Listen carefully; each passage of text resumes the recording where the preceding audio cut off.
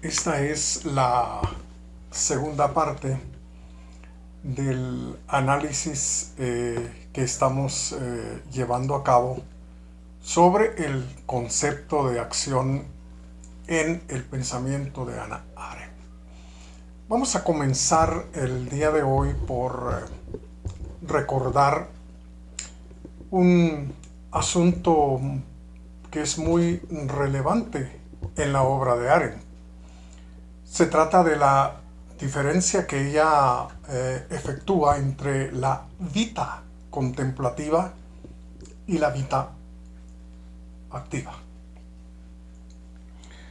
Hay que recordar que una de las críticas que Hannah Arendt hace en general a la filosofía occidental tiene que ver con la importancia que se le ha dado prácticamente desde la filosofía socrático-platónica al interés en las abstracciones, llegando a privilegiar esa actividad, podríamos decir, estrictamente intelectual, por encima de las demás actividades propias de la vida humana. Hay que recordar que esto fue expuesto de una manera muy clara por Platón en el mito de la caverna. Los hombres son concebidos en general como seres que son esclavos de sus sentidos, los cuales les proporcionan datos e información acerca de este mundo donde la vida en el cuerpo transcurre. Mientras que el único que logra salir de la caverna, pues primero abandona esa vida que se considera que no es auténtica, que no es genuina. Se trata en todo caso de estar en relación con las sombras, con la apariencia, con lo que no es auténtico. Y por supuesto, amarrado el pensamiento de los hombres a sus propias opiniones, a su propio parecer, mientras que quien logra, insisto, salir de la caverna, pues ha penetrado, digamos, en un mundo de ideas, de esencias, que se ha considerado como lo más importante. Es decir, la vita contemplativa ha venido a privilegiarse como lo más importante. Según Arendt, el cristianismo en términos generales contribuyó con su visión de Dios, con su idea de la revelación, a mantener y sostener la prioridad, podríamos decir, que esa actividad intelectual debe tener o tiene por encima del resto de actividades de la vida de los hombres en este mundo.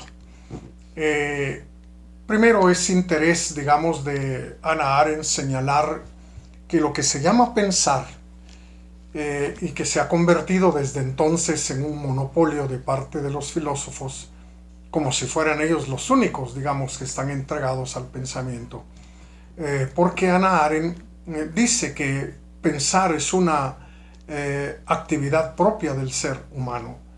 Es inevitable pensar. Todos pensamos. Mientras vivimos, pensamos. Pensamos sobre lo que ocurre en el mundo que nos es común. Pensamos acerca de las cosas que suceden. Y tenemos, por supuesto, una variedad de puntos de vista sobre aquello que ocurre en el mundo que nos es común. De donde para Hannah Arendt surge la idea de la pluralidad. Ya no es uno solo, digamos, el filósofo el que tiene la verdad, el que ha encontrado, digamos, la verdadera y auténtica realidad, sino por el contrario, según Hannah Arendt, somos todos los seres humanos con nuestra capacidad de percibir lo que ocurre en este mundo en el cual vivimos, con nuestra capacidad de pensar, de reflexionar y opinar sobre lo que ocurre en el mundo y que nos afecta a cada uno de una forma muy diferente y muy particular, pues lo que debe realmente ser rescatado. Pero esto la lleva, digamos, a enfatizar entonces la vida activa. Hay que recordar que esa vida activa tiene que ver fundamentalmente con tres actividades. Por un lado, la labor, por otro lado, el trabajo y finalmente la acción. La labor la entiende ella como todo aquel tipo de actividad orientado a mantener vivo nuestro organismo. Se trata entonces de una tarea prácticamente repetitiva, interminable, mientras estemos vivos. De tal manera pues que desde el nacimiento hasta la muerte no cesamos de laborar, es decir, de conseguirnos todo aquello que es necesario para nuestra propia supervivencia. Esto no nos diferencia para nada del mundo animal. Todos los organismos están entregados a la tarea de garantizar su propia existencia y de mantenerse vivos.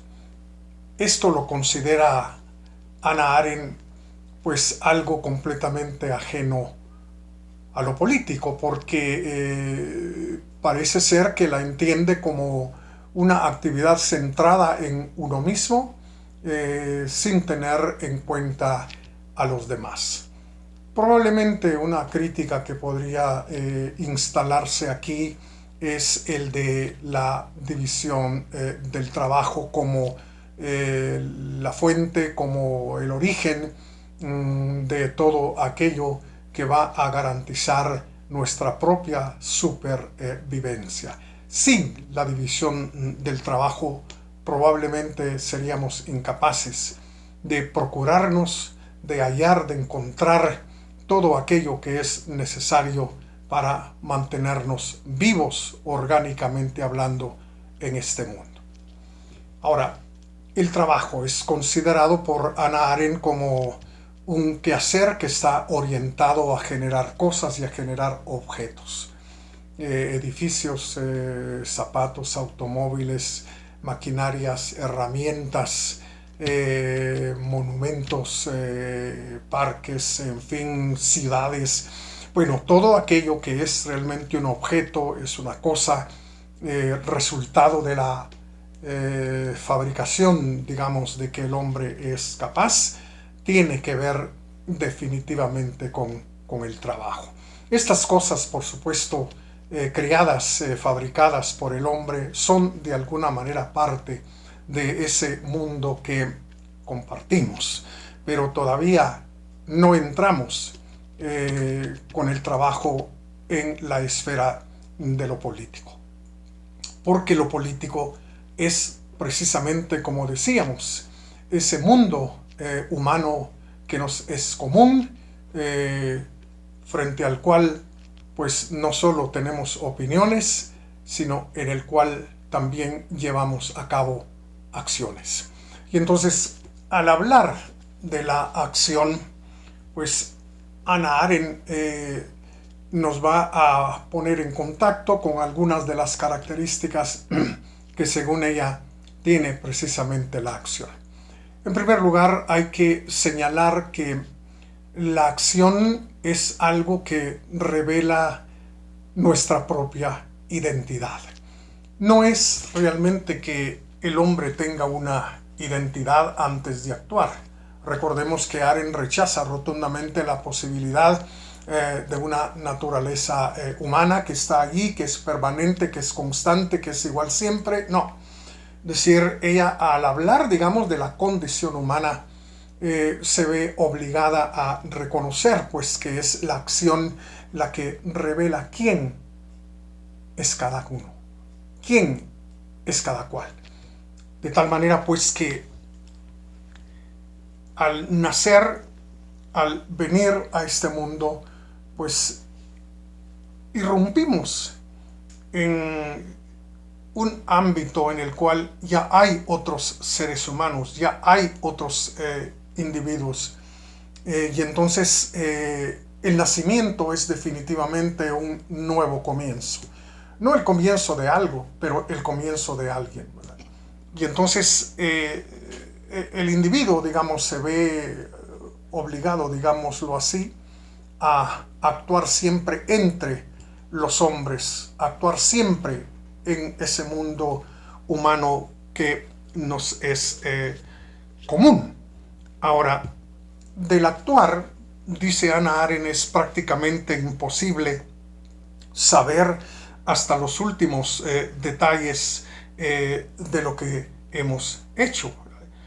¿Qué es lo que en verdad y definitivamente hemos hecho a la hora de actuar? Es un poco difícil realmente saberlo por completo. En esta obra de la historia a la acción, a la altura de la página 105, Hannah Arendt dice lo siguiente: y sin embargo es precisamente en estas historias donde el significado real de una vida humana se revela finalmente. El hecho de que toda vida individual entre el nacimiento y la muerte pueda a la larga ser relatada como una narración con comienzo y fin es la condición prepolítica y prehistórica de la historia. La gran narración sin comienzo ni fin, pero la razón de que cada vida humana cuente su historia y por la que la historia se convierte en el libro de historias de la humanidad, con muchos actores y oradores, y aún así sin autor, radica en que ambas son el resultado de la acción. La historia real en que estamos comprometidos mientras vivimos no tiene ningún autor visible o invisible porque no está fabricada.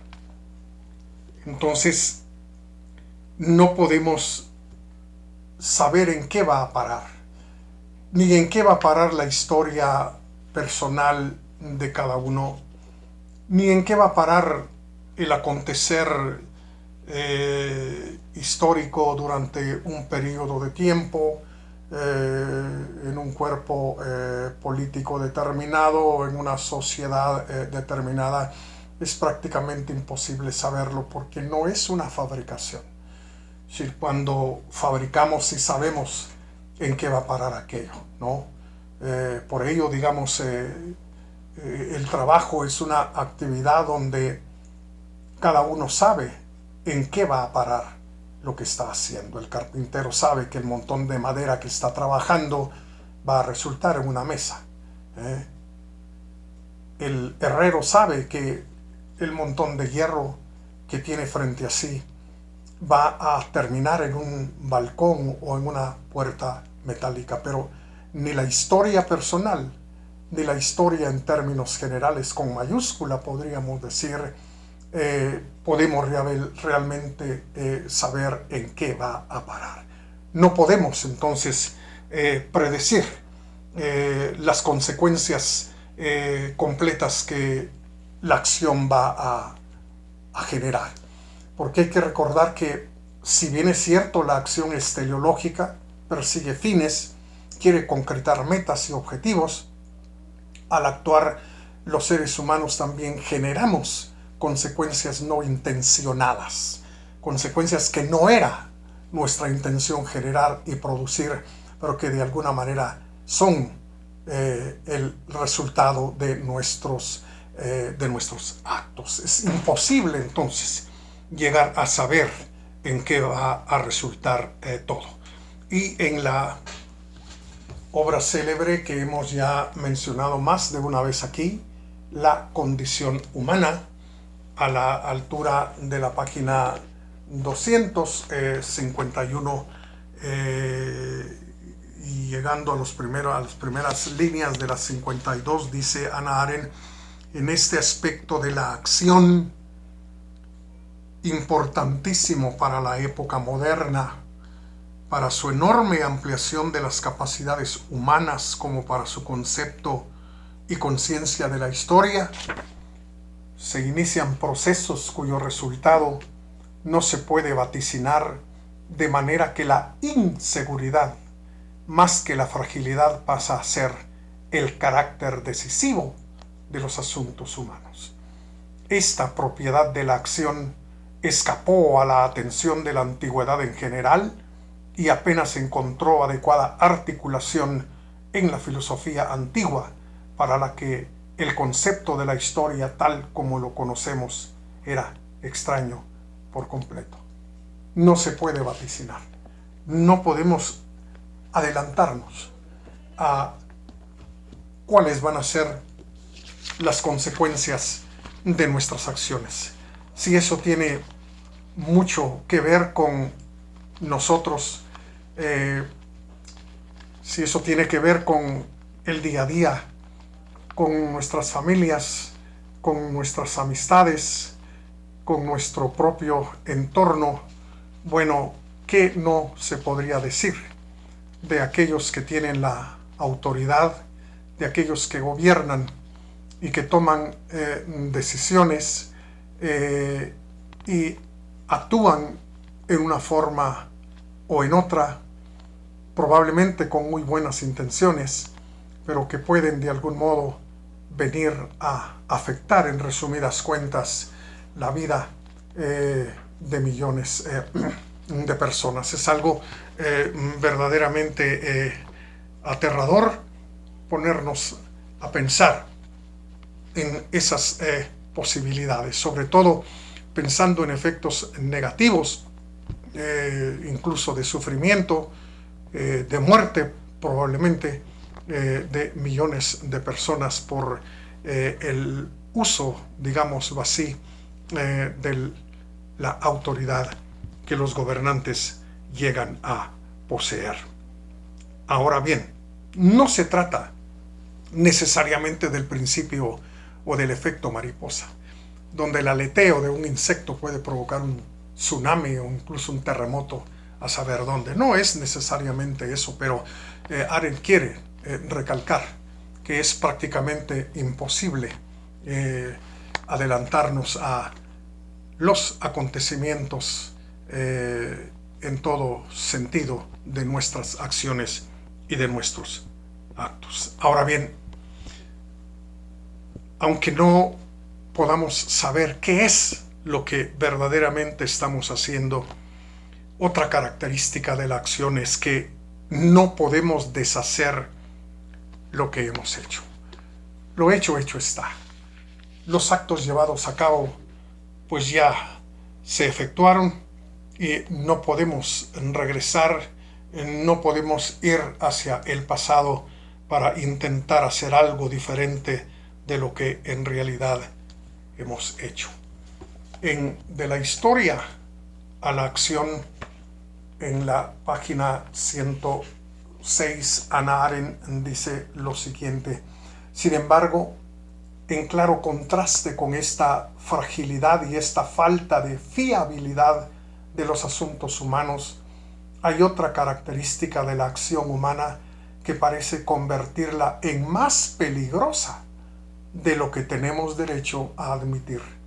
Y es el simple hecho de que, aunque no sabemos lo que estamos haciendo, no tenemos ninguna posibilidad de deshacer lo que hemos hecho. Ya se trate, digamos, a nivel personal, ya se trate a nivel de los que gobiernan los cuerpos políticos, pues no se puede borrar definitivamente una acción y no se pueden borrar sus consecuencias tampoco.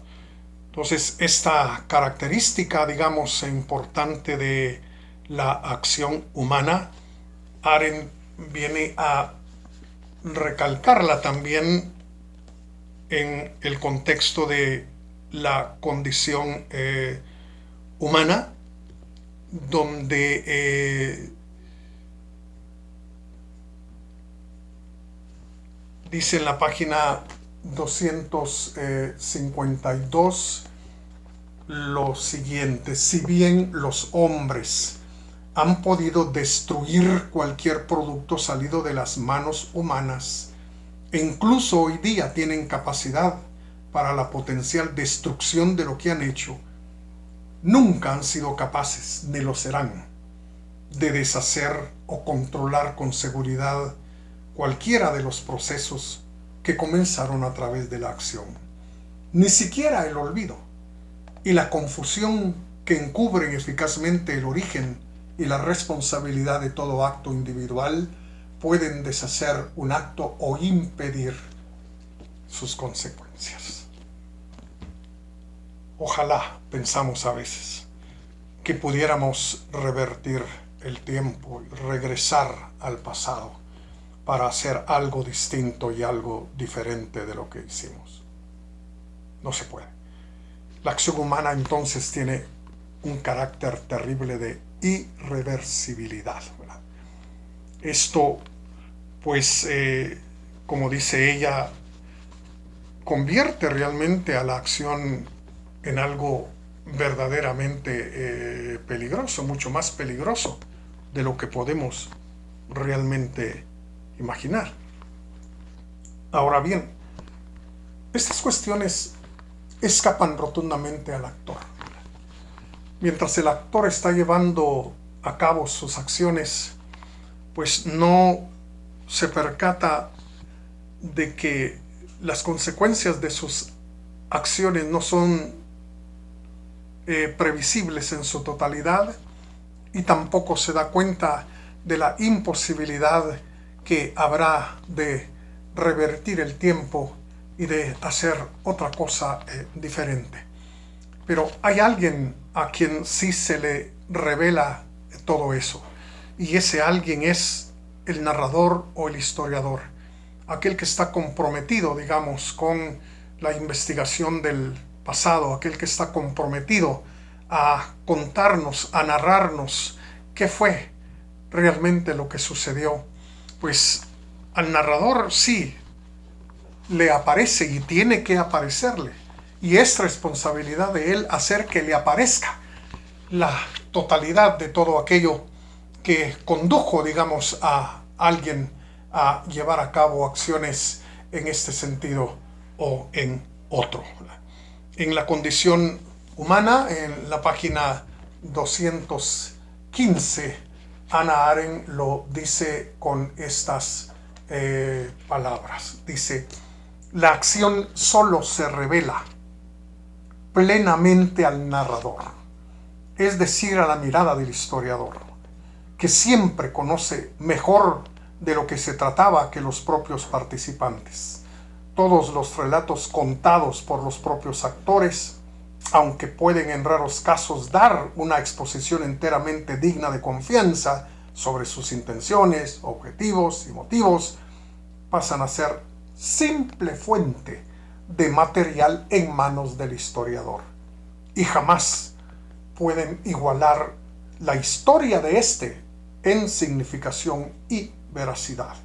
Lo que el narrador cuenta ha de estar necesariamente oculto para el propio actor, al menos mientras realiza el acto o se haya atrapado en sus consecuencias, ya que para él la significación de su acto no está en la historia que sigue. Aunque las historias son los resultados inevitables de la acción, no es el actor, sino el narrador quien capta y hace la historia. Mientras el actor lleva a cabo sus acciones es completamente inconsciente de los factores tanto internos como externos que lo llevaron a tomar esa decisión. No es consciente de las influencias tanto objetivas como subjetivas que lo condujeron a actuar en una forma o en otra. Y aunque él nos diga y nos cuente y nos participe su propia historia, en todo caso se trata de una versión limitada, que aunque pretenda ser verdadera, sincera, pues para el historiador, para el narrador, se trata simplemente de un dato más a tener en cuenta. Cuando se examina, digamos, esa vida biográficamente hablando, o se examina ese periodo, o se examina ese momento, digamos, de la historia en esa sociedad, en ese cuerpo político, el historiador sí tiene y está obligado a auscultar hasta lo más profundo para sacar a flote todo aquello que dio realmente pie tanto a las acciones ejecutadas como a sus consecuencias. De tal manera que podríamos decir que en este caso el ejemplo más claro vendría a ser el mismo Heidegger, que negó rotundamente, sobre todo después de la caída del Tercer Reich, negó su compromiso por un lado con el racismo, con el antijudaísmo y también con el programa nacional socialista. Pero independientemente de lo que el mismo actor haya dicho, los historiadores han ido a desempolvar evidencias, a remover papeles, a examinar archivos que hoy en día no dejan ningún lugar a duda al compromiso que Heidegger siempre tuvo, por un lado con el racismo y con el exterminio incluso, y también con el programa general del nacional socialismo, no solo como rector, sino como filósofo. Estuvo siempre Heidegger muy cerca de las ideas propias de los planes nazis en Alemania.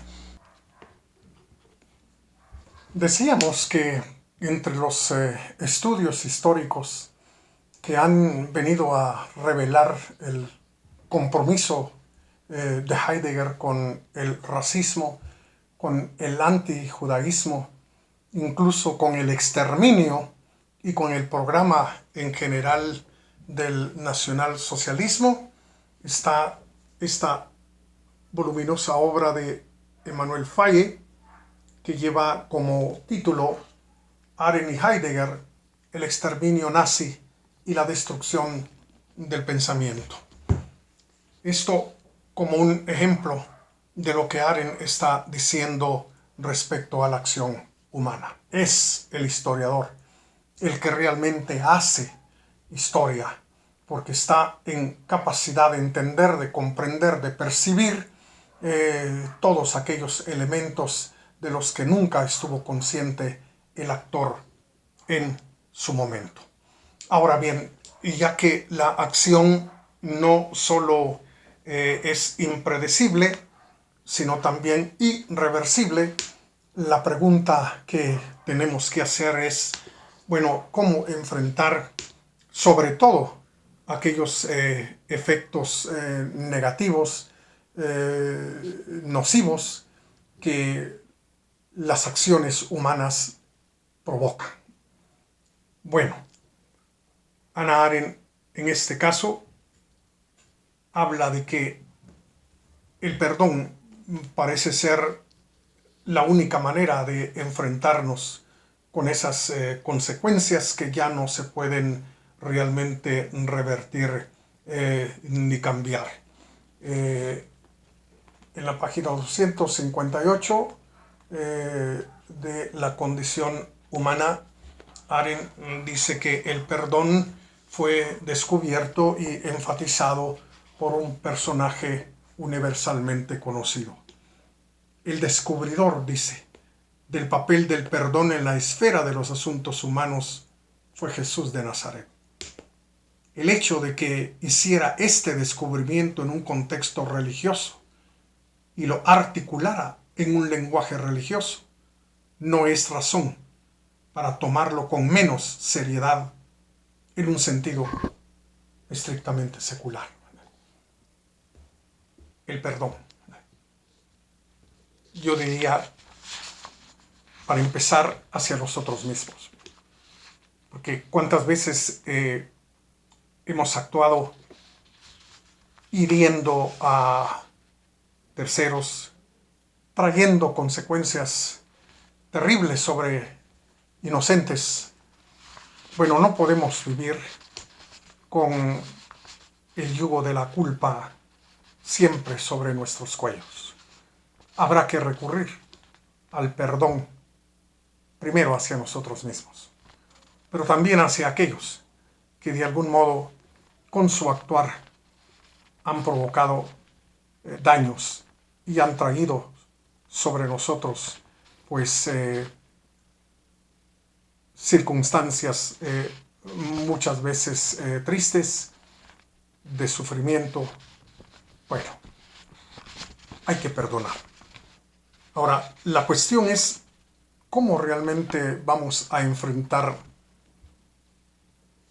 todo aquel mal y todo aquel daño llevado a cabo por las acciones de quienes gobiernan. En el caso mismo, digamos, de Alemania, ¿cómo realmente perdonar? Sin embargo, Arendt dice que hay algo importante que constituye la fuente del perdón, por decirlo así. A la altura de la página 261 de la condición humana dice: el perdón y la relación que establece siempre es un asunto eminentemente personal, aunque no es necesario que sea individual o privado, en el que lo hecho se perdona por amor a quien lo hizo. También esto lo reconoció claramente Jesús y cita palabras del Evangelio: le son perdonados sus muchos pecados porque amó mucho, pero a quien poco se le perdona, poco ama. Y este es el motivo de la convicción corriente de que solo el amor tiene poder para perdonar. Porque, dice, el amor, aunque es uno de los hechos más raros en la vida humana, posee un inigualado poder de autorrevelación y una inigualada claridad de visión para descubrir el quién, debido precisamente a su desinterés, hasta el punto total de no mundanidad. Es decir, que el amor realmente es lo que conduce al perdón por su total desinterés, sino simple y sencillamente por estar focalizado en el quién, en la persona, en el individuo. Porque hay que recordar que las acciones, como ya lo dijimos al principio, revelan la identidad del actor. Ahora bien, si bien el perdón es una especie de remedio ante lo irreversible de las consecuencias de la acción, en relación con el carácter impredecible, el no poder prever qué es lo que finalmente va a provocar la acción humana, Hannah Arendt dice que lo que puede de alguna manera aminorar, digamos, el impacto de lo irreversible de la acción son las promesas. Una palabra empeñada, pues bueno, ayuda al otro, ayuda a los demás a tener una cierta certidumbre respecto a lo que va a ocurrir, respecto a lo que vamos a hacer, respecto a cómo vamos a actuar. Entonces podríamos incluso traer aquí a colación el cumplimiento de los contratos, que se ha tornado, digamos, algo muy importante en las relaciones humanas hasta el día de hoy. Ahora bien, debemos recordar que discurso y acción irán siempre juntos, deben ir siempre de la mano. El discurso o el pensar, porque hasta el más mínimo acto, el más mínimo gesto, hace realmente que los seres humanos tengamos que ejercitar nuestra capacidad de pensar. De modo que praxis y lexis, acción y discurso o pensar, deben ir siempre de la mano. Y el discurso y la acción revelan, como ya lo dijimos, la identidad. El quién es quién. Ahora, ese carácter revelador del discurso y de la acción vienen prácticamente a desaparecer si desaparece ese estar entre.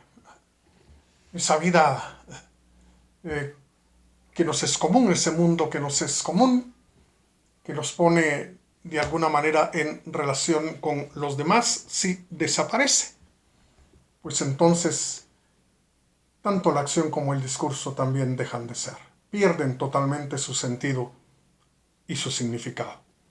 Ahora, ¿cómo se puede realmente llegar a perder ese mundo en común? Bueno, una de las condiciones señaladas por Hannah Arendt es el de la guerra y la confrontación. En esta obra que ya hemos mencionado más de una vez sobre la violencia, en la página 106 y 107, Hannah Arendt dice lo siguiente: el interés propio, cuando se le pide someterse al verdadero interés, es decir, al interés del mundo, como distinto del interés del yo, siempre replicará: cerca está mi camisa, pero más cerca está mi piel. Esto puede que no sea muy razonable, pero es completamente realista. Es la no muy noble pero adecuada respuesta a la discrepancia de tiempo entre las vidas particulares de los hombres y la totalmente diferente esperanza de vida del mundo público. Esperar que gente que no tiene la más ligera noción de lo que es la res pública, la cosa pública, se comporte no violentamente y argumente racionalmente en cuestiones de interés, no es ni realista ni razonable. Bueno, está refiriéndose a algo que no solo tiene que ver con las guerras, no únicamente la Primera y la Segunda Guerra Mundiales ni cualquier otro conflicto bélico. Se está refiriendo a las confrontaciones, a las enemistades que muchísimas veces se generan entre grupos antagónicos en la sociedad. Grupos que están interesados en los intereses que les son común a quienes los integran y que suelen definitivamente ver a los demás como una amenaza, incluso como enemigos, y esto es algo que lamentablemente se da todos los días en las sociedades de nuestros días. En Guatemala asistimos constantemente, digamos, a la toma de calles de parte de grupos organizados que solo piensan, digamos, en su propio interés, ¿verdad? Y no tienen nada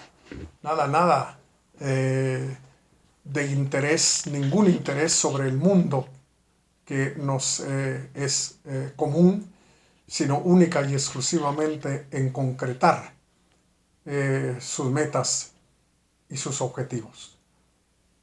Pero no solo estamos hablando, digamos, del mundo de los sindicatos, sino también a nivel de otros grupos, como los empresarios, que probablemente no salgan a tomar las calles, pero a veces toman los medios de comunicación como una trinchera para defender sus propios intereses gremiales, ¿verdad?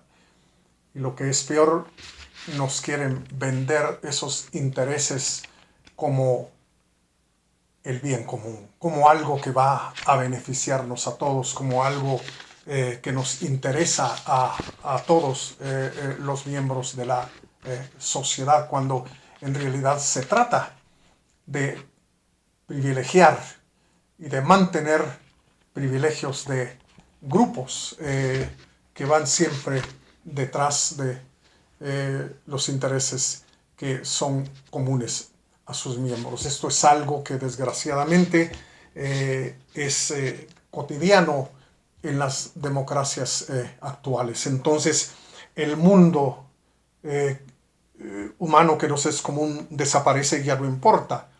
Y por lo tanto el discurso y la acción tampoco tienen sentido. ¿Por qué? Porque la acción ha desaparecido. Aquello ya no es acción, es activismo. Y el discurso también ha desaparecido. Ya no se trata realmente del discurso, sino se trata de pura propaganda.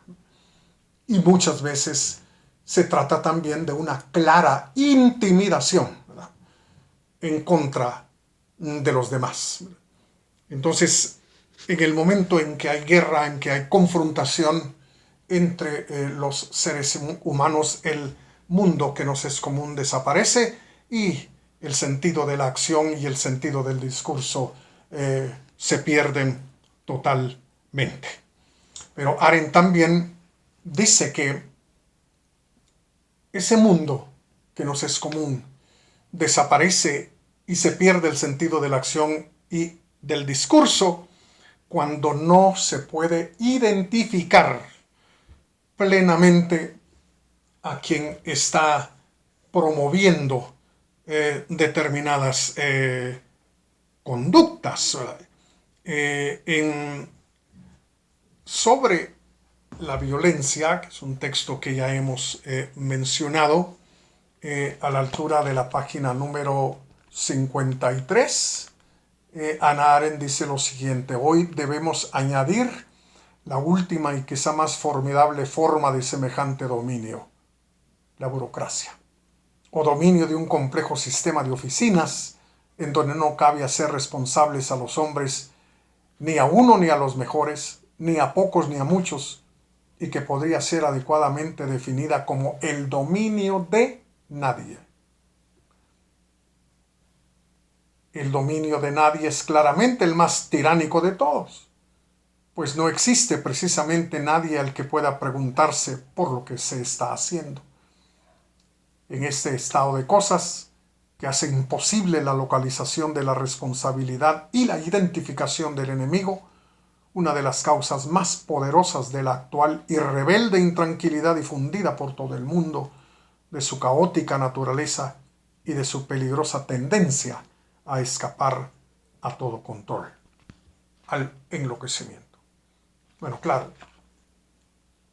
aparentemente Arendt está haciendo referencia a lo estrictamente gubernamental. Creo que todos los aparatos de gobierno han multiplicado los procesos, han multiplicado puestos y funciones a más no poder.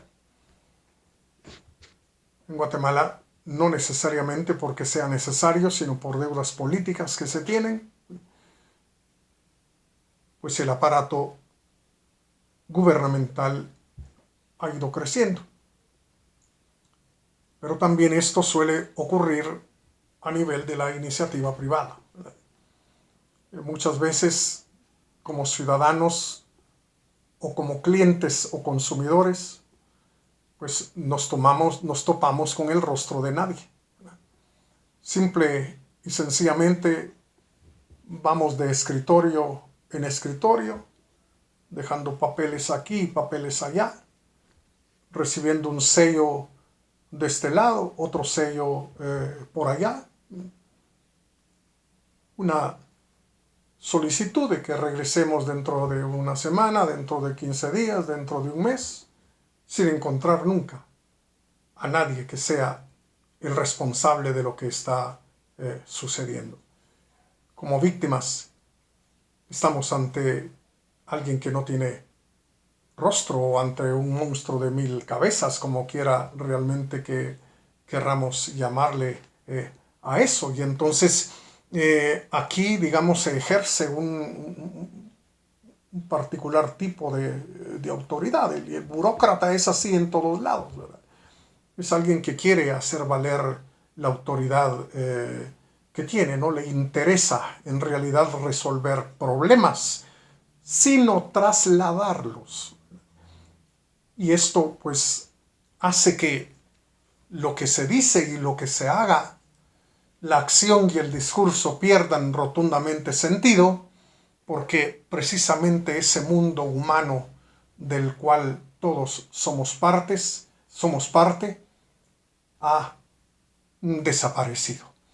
Entonces es lamentable desde la perspectiva de Hannah Arendt que tanto el discurso como la acción tienden realmente a perder su sentido al desaparecer prácticamente el mundo humano que nos es común.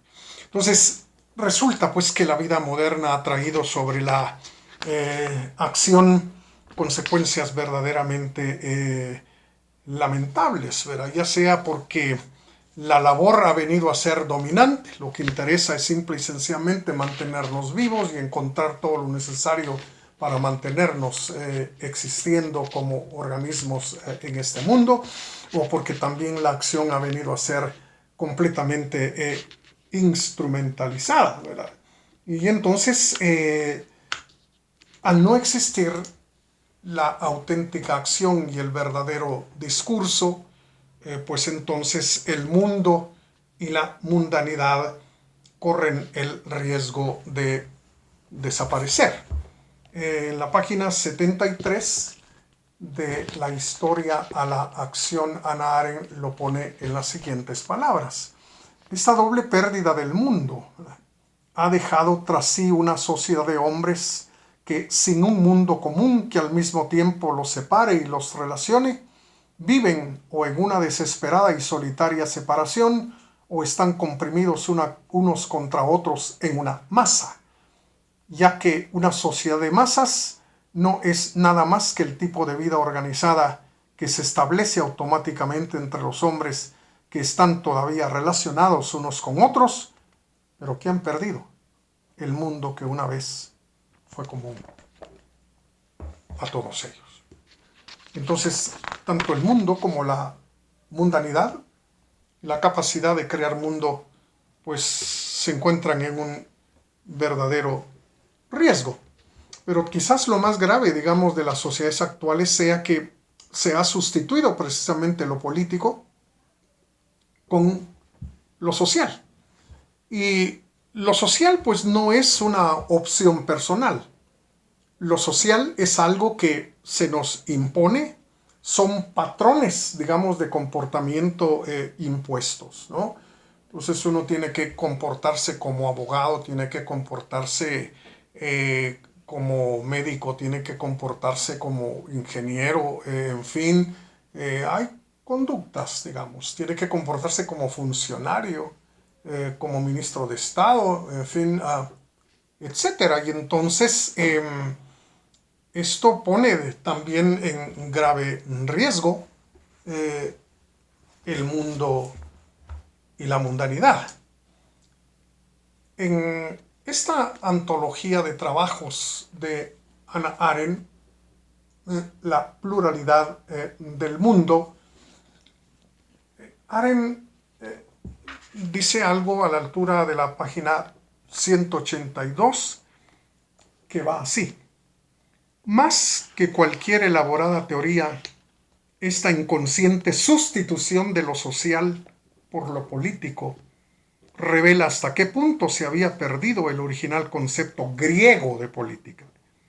De ahí que resulte significativo, si bien no decisivo, que la palabra social sea de origen romano y que carezca de equivalente en el lenguaje o pensamiento griego.